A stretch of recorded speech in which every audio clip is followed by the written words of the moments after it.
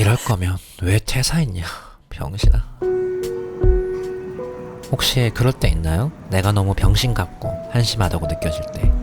그리고 그때 여러분은 어떻게 그 감정들을 처리하나요? 3월 21일 화요일, 이날 유독 제 자신이 참 한심하다고 느껴졌던 하루였습니다. 아, 그나저나 퇴사는 왜 했냐고요? 일하기 싫어서 그만뒀습니다. 근데 왜 지금 자소서를 쓰고 있냐고요? 그러니깐요, 참 한심하죠. 끄지 말고 기다려보세요. 퇴사한 이유 말해드릴게요. 저는 제 채널의 구독자이자 스타트업 회사를 운영하는 본 회사에 취업을 했었습니다. 그리고 출근 첫날부터 대표님은 저에게 먼저 들어온 직원 따라와야 하니까 집에 가서도 공부하고 연구해야 한다 라고 말씀하셨죠. 혹시나 여기까지만 보고 대표님을 비난하실까 미리 말하는데, 끝까지 보면 아실 겁니다. 제가 문제라는 걸. 혹시나 그런 댓글 달리면 다 삭제할 겁니다. 그러니까 마저 보시길 바랍니다. 제발.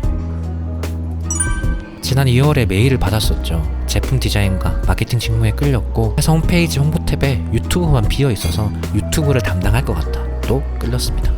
이때 저는 취업할 생각이 없었음에도 불구하고 말이죠, 대표님과 처음 만난 날 3시간 넘게 많은 이야기를 했었습니다. 되게 능력자셨고 멋진 분이었습니다. 그리고 이런 사람이 나를 좋게 봐주고 입사 제안을 한 것에 감사함을 느꼈죠. 사실 이때 오랫동안 침체기였던 제 유튜브가 조금씩 잘 되면서, 그리고 감을 잡아서 취업이 아닌 알바하면서 유튜브에 올인하려 했던 시기였습니다.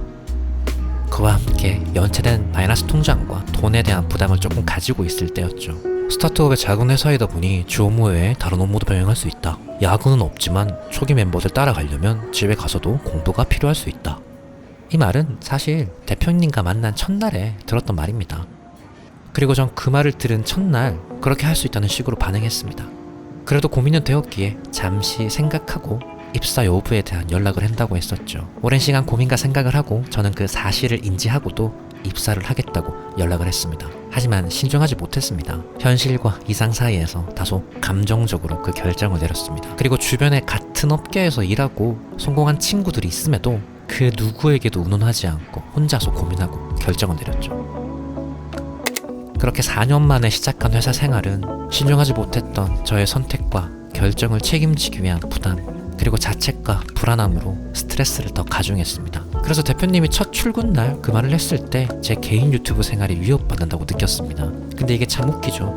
입사 전부터 이야기했고 전 그걸 알고도 취업했으니까요. 당연히 대표님은 충분히 그 말을 할 수 있는 건데 이걸 감정적으로 받아들인 제 문제죠. 저의 선택을 책임지기 위해 올인하고 있던 유튜브도 접어두고 회사 생활에 전념하려 했습니다. 그래서 퇴근하고 집에 가서 회사 관련 자료 보고 정리하고 그랬었죠. 하지만 그럴수록 더 유튜브가 하고 싶었습니다. 출퇴근 시간 포함해서 하루에 10시간, 한 달에 200시간. 내가 회사에 쓰는 그 200시간이면 콘텐츠 10개 정도는 만들 수 있는데, 이 생각이 계속 났습니다. 그래서 이런 식으로 일하는 건 서로에게 마이너스라 생각이 되어 퇴사를 결정했습니다. 그렇게 저는 39살이라는 나이에 조금은 무책임한 퇴사를 했습니다. 그런 말 있잖아요. 인생은 B와 D 사이의 C다. 탄생과 죽음 사이의 선택이다. 저의 지금이 현재도 지난 저의 선택이 만들어낸 결과겠죠. 39살 백수, 집에서 이렇게 방구석에서 유튜브 찍고 있고 여전히 부모님에게 회사 다니고 있다고 거짓말하고 있는, 지난 제 삶을 돌이켜보면 이런 취업과 퇴사와 같은 되게 중요한 선택사항에서, 선택의 기로에서 좀 감정적으로 그 문제를 바라보고 선택을 하고 결정을 내린 것들이 좀 많았습니다. 그래서 지금의 저의 현재가 있는 거겠죠. 물론 좋은 선택, 좋은 결과를 냈던 것도 있겠지만 비율적으로 따지면 감정적으로 좋지 못한 선택을 했던 게 더 많았던 것 같습니다. 근데 사람이 늘 좋은 선택만 할 수 없고 늘 이성적으로만 생각할 수도 없잖아요. 실수도 할 수 있는 거고 한심한 행동을 할 수도 있는 거죠.